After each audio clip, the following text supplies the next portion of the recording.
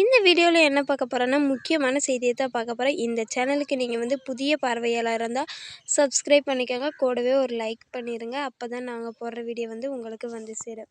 விஜய் மாதிரி யாராவது இருக்க முடியுமா? பொறாமைப்பட்டு என்ன ஆக போகுது? பொங்கிய பிரபல தயாரிப்பாளர். பல கோடிகள் சம்பளம் வாங்கிட்டு நடிக்கிற நடிகர்கள் விஜய் மாதிரி இருக்க கற்றுக்கோங்க என்று பிரபல தயாரிப்பாளர் தெரிவித்துள்ளார். இது சினிமா வட்டாரத்தில் பெரும் பரபரப்பை ஏற்படுத்தியுள்ளது. விஜய் சினிமாவில் அறிமுகமாகி 30 வருடங்களுக்கு மேல் ஆகியுள்ளது.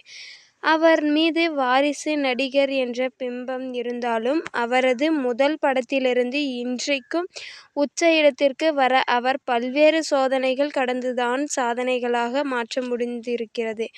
ஆரம்ப கட்டத்தில் இருந்து வந்த இடத்தை அவர் என்றுமே மறக்கவில்லை என்று அவரது ரசிகர்கள் கூறி வருகின்றனர்.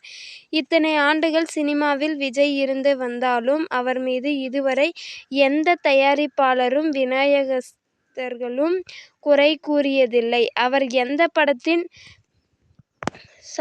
ஷூட்டிங்கிற்கு லேட் ஆக போனதாகவே தயாரிப்பாளர்களுக்கு ஒதுக்கிய கால்ஷீட் குறித்த தேதிக்கு போகாமல் இருந்ததாகவே இதுவரை யாரும் கூற கேள்விப்பட்டதில்லை.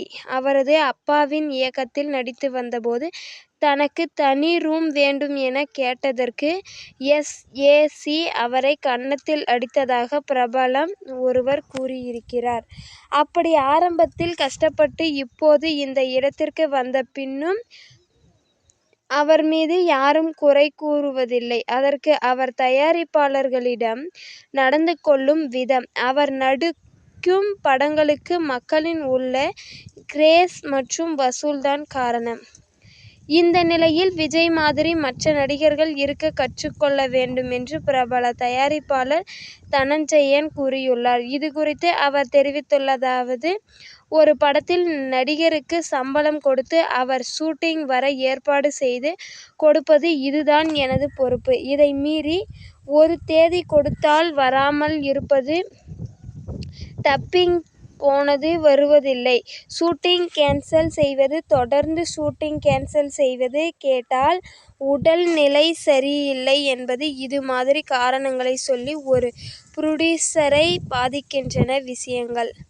மேலும் ஷூட்டிங் வந்தாலும் அங்கு உட்கார்ந்து பேசிக்கொண்டிருப்பது, அதாவது பர்சனலாக பேசுவதுடன் அடுத்த படத்தின் கதையை கேட்டு கொண்டிருப்பார். அந்த கதையை கேட்பது. இப்போது படமெடுக்கும் புரோடியூசரின் நேரம் மொத்தமுள்ள நேரத்தில் 1 மணி நேரத்தில் நடிக்கவில்லை என்றாலும் இது நட்டம்தான். இதை நடிகர்கள் மனதில் வைக்க வேண்டும். இப்படத்தில் நடிக்கும்போது ப்ரமோஷன் வருவதில்லை, ஆனால் சொந்த படமெடுத்தால் வருகிறார்கள். இதெப்படி? உங்கள் வேலையை நீங்கள் செய்ய வேண்டும். லாசித் சார் ஒரு இன்டர்வியூ, 300 கோடியில் எடுக்கப்படும் படத்திற்கு ரூ.1 கோடி என்பது ஒன்றுமே இல்லை.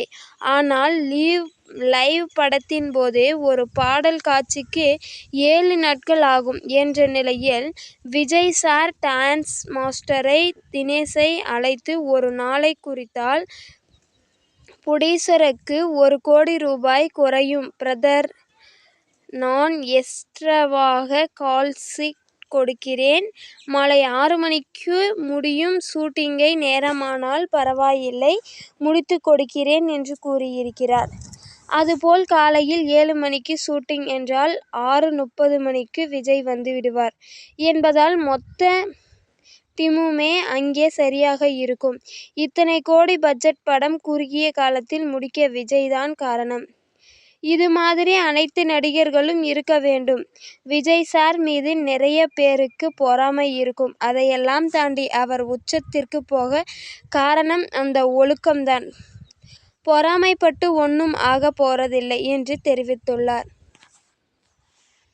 இந்த மாதிரி மீண்டும் உங்களை சந்திக்கிறேன் இந்த மாதிரி சேனலில்.